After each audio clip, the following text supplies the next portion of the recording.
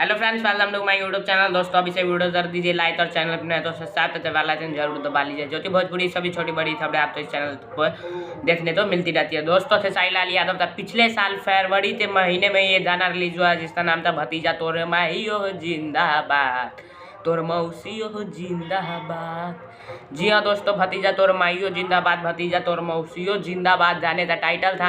अखिलेश कश्यप जी ने लिखा था, श्याम सुंदर जी ने म्यूजिक दिया था, खेसारी लाल यादव के साथ अंतरा सिंह प्रियंका ने डुएट किया था। आदि सत्य फिल्म पर वीडियो सॉन्ग रिलीज हुआ था। वीडियो में अनीशा पांडे और खेसारी लाल यादव ने काम किया था। इस गाने ने इतिहास रच दिया है। एक सीजनल होली सॉन्ग है और इस पर 260 मिलियन व्यूज हो गया है। स्क्रीनशॉट आप अपने स्क्रीन पर देख सकते हैं। और आज इसने एक और इतिहास रचा है, 1 मिलियन लाइक था और खेसारी लाल यादव का पहला ऐसा वीडियो बन गया है जिस पर 1 मिलियन लाइक हो गया है। तो आप लोग ऐसे ही सपोर्ट बनाए रखे तो मैं मिलता हूँ नए वीडियो में। तो जय हिंद जय भारत। बहुत सारे वीडियो नए नए टॉपिक पे आने वाले हैं तो चैनल को सब्सक्राइब जरूर कीजिए।